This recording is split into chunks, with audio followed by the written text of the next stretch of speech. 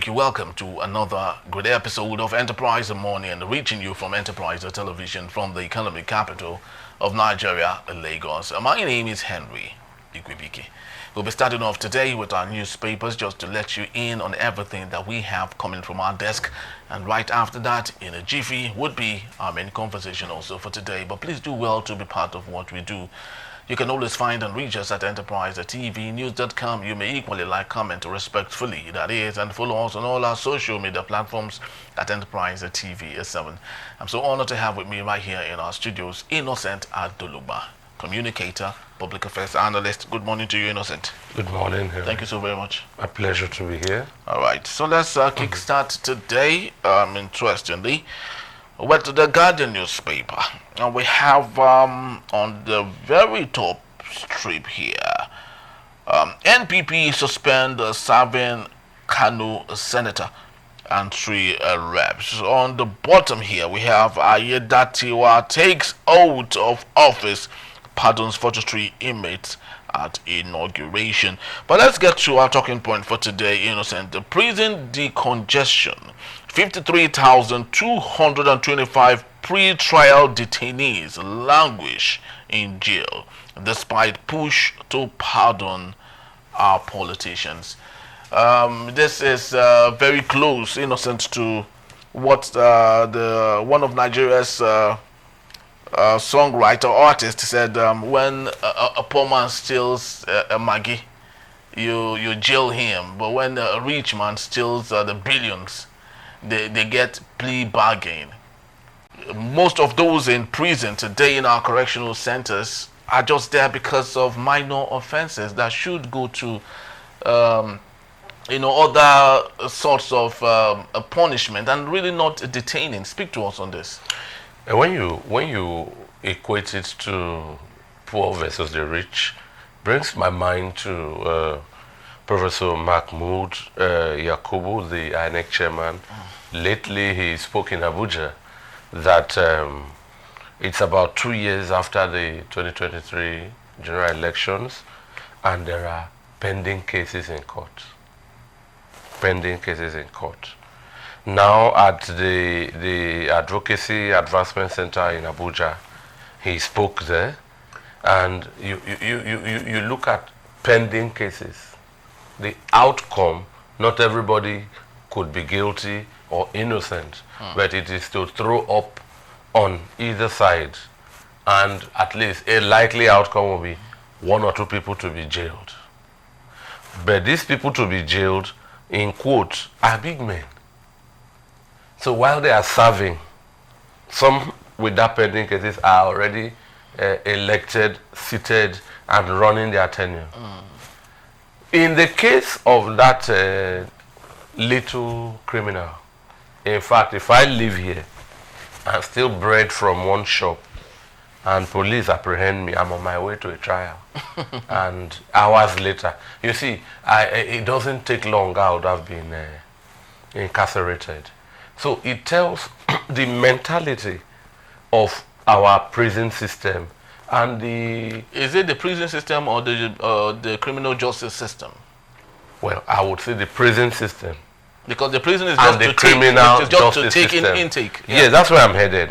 You see, the mentality out there is that a remand home, a jail, a prison is a place to reform people to get back into society and fit in better.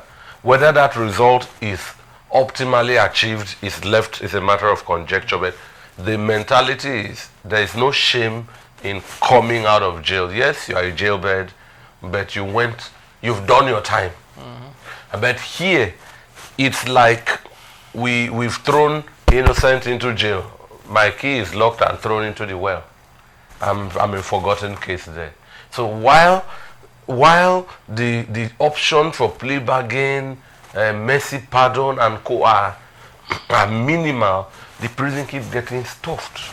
And so sorry, the human value, hygiene, feeding, and general sanitation in that place is at the height of dilapidation. do you think this could be a business motivated, profit driven? Because the more intakes that correctional service centers have, the more the budget. So do you think that the desire is to have more intake so they can have more budget, and those who handle such budgets, of course, smile to the bank? Well, to be open to you, more budget is more power, more empowerment. But whether that is reflected in the life of the prisoners is another thing. There was a time my friend Fisayo Shoyombo allowed himself to be arrested, jailed, and he came out with gory stories of the inside of prison. In fact, at the time, the government now, allegedly were looking to chase him for an arrest for for divulging so much, So yes, more budget is more empowerment. All right, there are prison coordinators, administrators, controller generals, and all of that. Whether this budget, within what you and I know Nigeria to be, impacts the life of the prisoners is a matter of conjecture. Very true, because the last time that we checked, the cost of feeding of inmates in Nigerian prison has just been increased to 1,200 naira. So what that means is per meal? No, for the whole day, for the 3 meals. That's a miracle. Breakfast, yes. So 400 naira for a meal. Breaking news: 1 egg is 250. It's 250. What else can he eat from 150? It's very, very sad. How much is a bottle of water? So that's why rounding off, I'll tell you a quick one. Yeah. The value we play. Some countries, Sweden, Denmark, the Scandinavia, prisoners are allowed to take a day off to go greet family members. I think in some parts of Germany, that you left jail is not an offense. As in, breaking jail is not an offense. If they come to your cabin and you're no more there, you've broken loose. But if they catch you in the process of escaping, you will be reinstated. You will be returned to you. So if you see, let me put it this way: if you go to your video, your phone, and see the look of a prison house in Norway, in Sweden, Henry, you would like to travel there tomorrow and commit a crime. They are well looked after, well mentored, well tutored, and prepped to be returned back to society. And their cabins are kept clean for them. They are like people in some sort of hotels in our own country. Henry, crime will hungry you when you read it. Well, it's actually very, very funny, that in such countries, it's often said that when you commit crime, it means you're mentally, messed up, because there are no needs to commit crime, because everything you have has been provided for you. So obviously there's no need to commit crime. But so let's speak to this other issue. When we talk about a division, Abia, Rivers, Zamfara, Kano, 11 orders lack female lawmakers. At a time like this in 2025, when we are talking about participatory democracy, participatory governance, and often asking ourselves, why do we do not have lots of female policy makers, parliamentarians in this space? Why is the problem? And of course, not removing the fact that a larger population of the electorate are women. What is the problem? It's on the doorstep of the government. What do you mean? It's the policy of the political parties. It has never been the policy of the political parties. Everyone has the opportunity to vie for election. No. Unless you don't win. No. So speak to me. I will speak to you. Yes. A candidate is decided at the primaries. A candidate? Yes. So it could be up until that time, yes, all of them are blanket aspirants.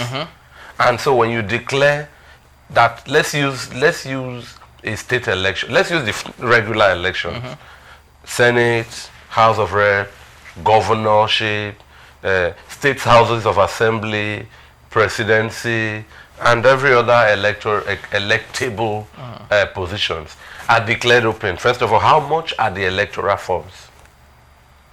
Who have the more purchasing power for those forms? So it's a party policy. 2, at the primaries, all aspirants lobby. Most often than none, the biggest buyer wins the day. Yeah, but I'm coming. Yes, and much of these biggest buyers are men.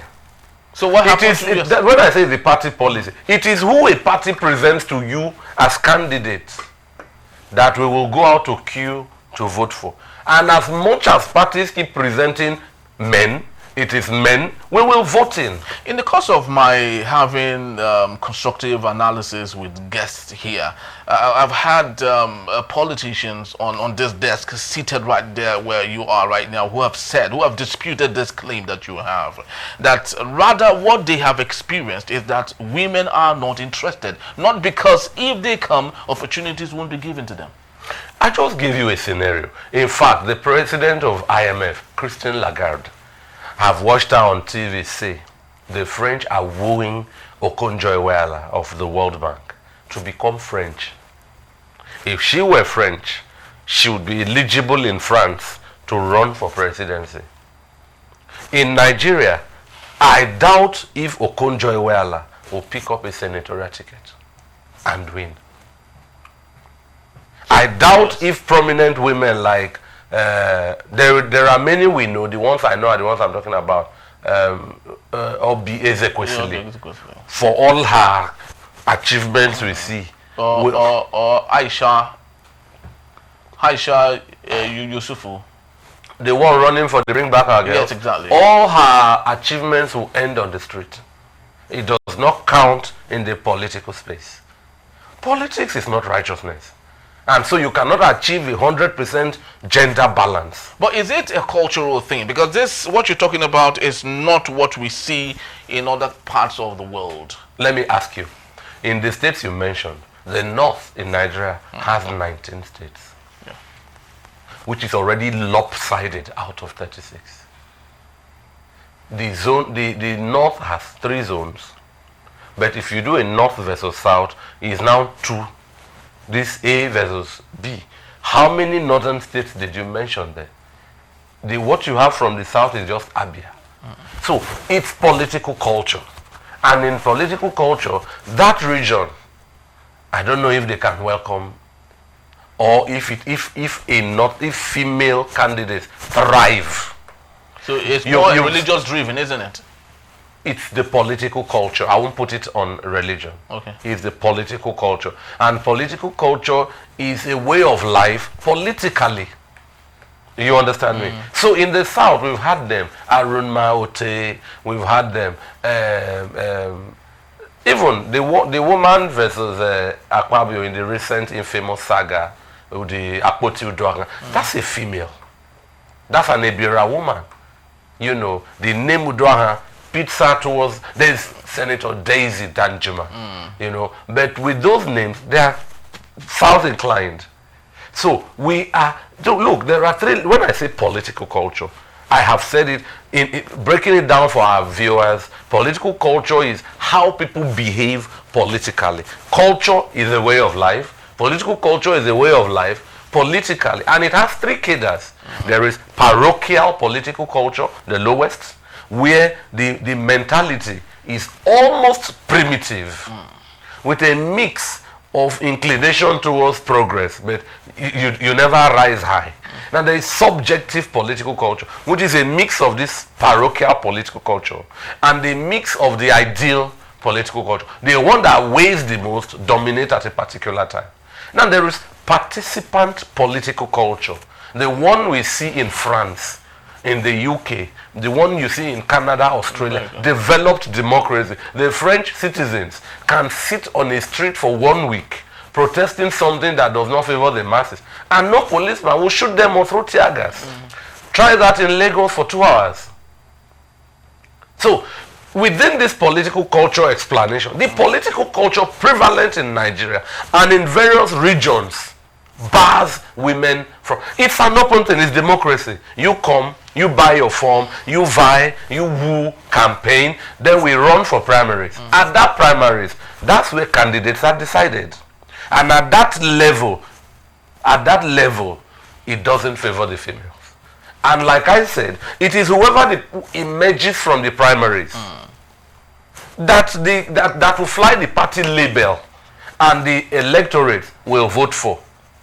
Who or when was the last time, Henry, you remembered APGA, AD, ACN, PDP, Labour Party, APC, who else, NPP, whoever they are?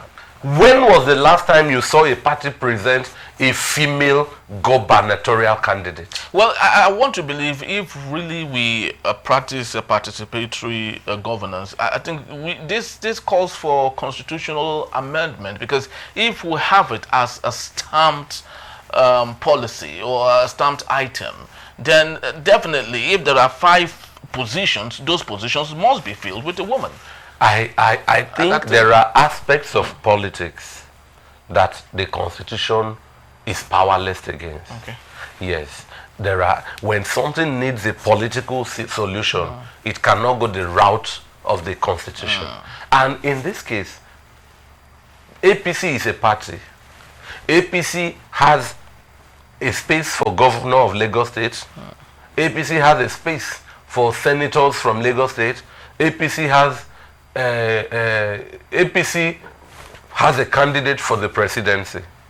The party, that caucus meets at the state level, you campaign, blah, blah, blah, do your primaries. I'm repeating myself. And the preferred candidates of the party emerge, most times, those they see that carry high political currency to deliver the ballot.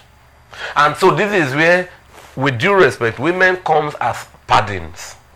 When you have your candidate, you pad a woman as deputy. When you have this, you know, we've had Idi at Adebule, we've had Bokno Akerele here from Lagos, and maybe in one other state. The woman who rose high was the one INEC announced winner in Adamawa, and then I don't know if that announcement was done after a spontaneous orgasm, because when mentality was reversed, we got another announcement. That woman may have broken the jinx, especially from a conservative region like the North, as Nigeria's first elected female governor. I don't have the details, but we stay with the facts we got from the media and from litigations and argument as presented. Well, I just hope that someday we'll equally break the glass ceiling and of course allow for that to happen. But quickly, and since 1999, leave states, sorry I took you back. Whatever the government, how highly placed are females at the National Assembly? Have a female speaker ever been muted?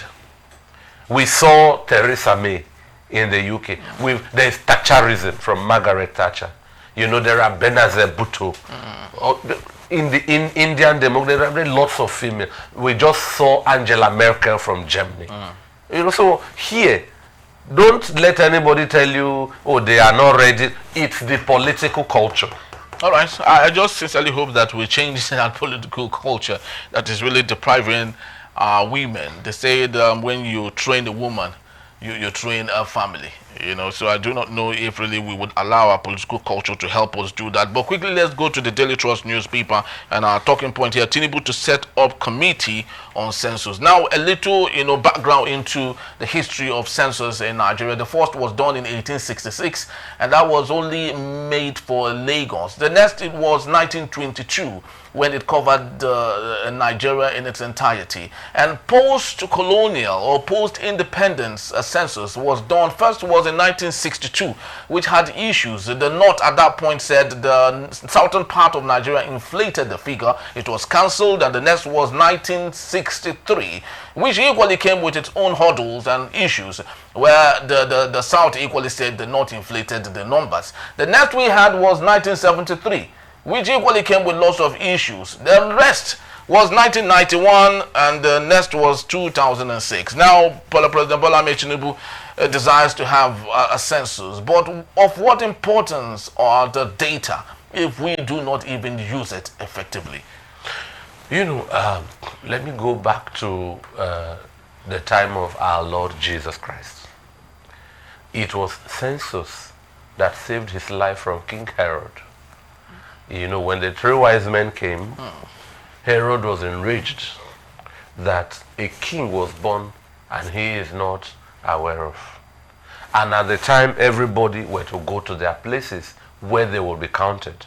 Of course, it's a small country. You cannot travel to your state today for census or thereabout. So what am I saying? Censuses, if that's such a plural, are important. The data, the results are used to distribute and allocate government funds, you know, for education, health services, and maybe delineating electoral districts. The data can also be used for academic research and all of that. But the system of government we run in Nigeria, means that almost anything is politicized. We should be grateful the air we breathe is yet to be politicized. If you want to count how many vehicles are in Nigeria, the figure will be twatted.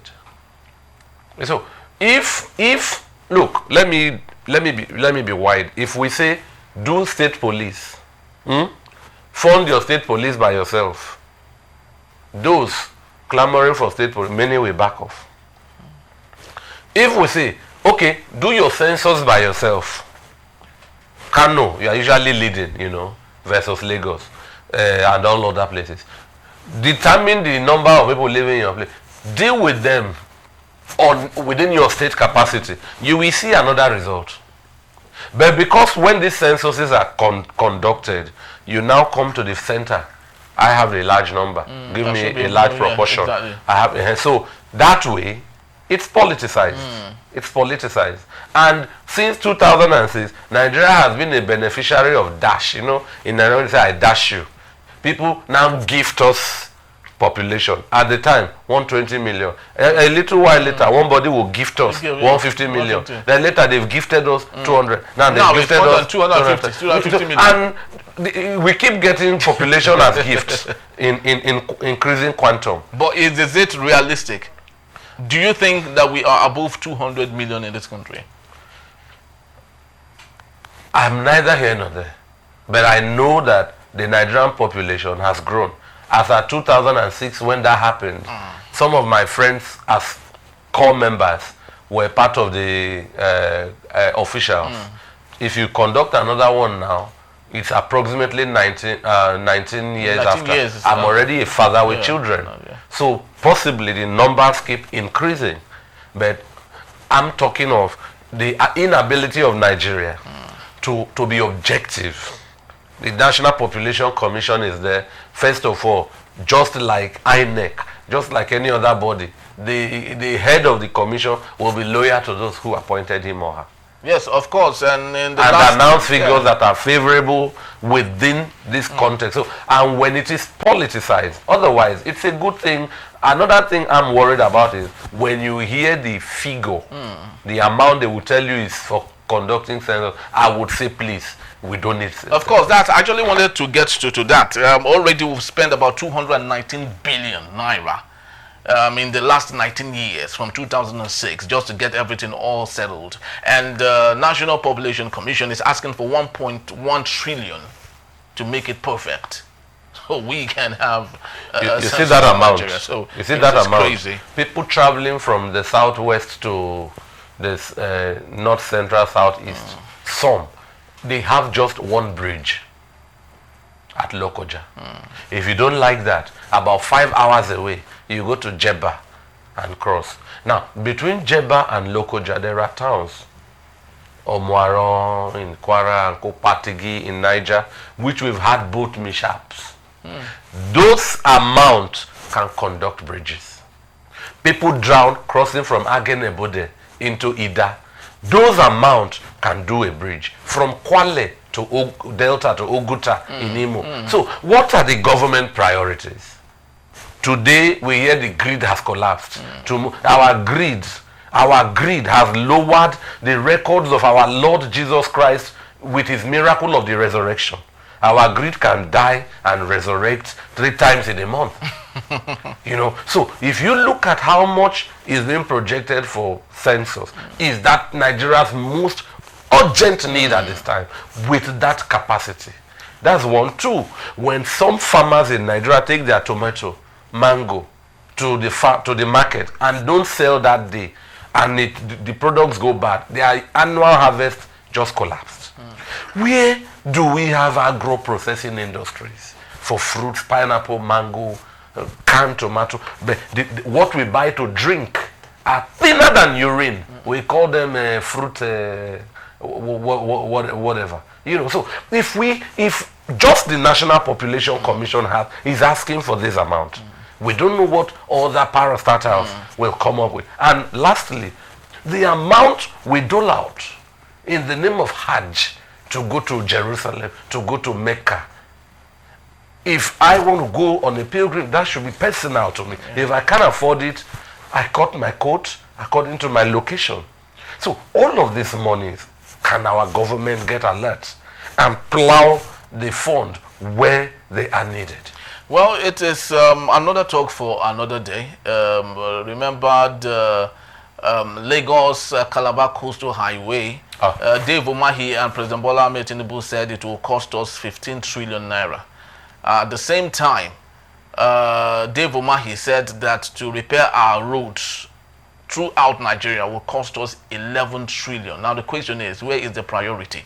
Is it just constructing one stretch of a road costing 15 trillion, or constructing or repairing, maintaining all the roads in Nigeria for 11 trillion? This speaks to our priority in the country and our leaders not knowing exactly what comes first and serving the people that have elected them into power. It's actually very so unfortunate. A friend of mine traveled to Morocco and was so amazed on the level of development in Morocco. There's no difference between Morocco and Europe. There's no difference between Morocco and a first world country. And this is a country like us. But unfortunately, we do not have such a privilege because of the type of leaders we have, unfortunately. Thank you so very much. Oh, my pleasure. Nigeria is a big topic. You say something today, another one pops up, you chase tomorrow. We're always playing catch up with events. And I'm looking for events that will glorify, that will dignify the Nigerian person. Like you just mentioned Morocco. With due regard, who was Morocco in the days of yore? Yeah. In fact, General Yakubu Gowon compelled Morocco to back out of bullying Sahrawi Arab Republic. In the wake of Africans gaining independence, Morocco was almost seen to be colonizing. And by that comment, as the head of the Organization of African Unity, Morocco left the Union at the voice of President Yakubu Gowon. Today, a lot of Nigerians are emigrating to Morocco, seeking refuge. These were people who looked up to Nigeria in those as big brothers. I tell people Morocco has left the continent. It has really. Well, we can say on and on, but of course, this is the time we have for this segment. Just to let you know, Innocent Aduluba will be around to take us on our main conversation, but that is when we return. Ribado dismisses a media feud with El Rufai, says he's too busy for any distraction. That in the beat is still Enterprise Morning. Please don't go anywhere.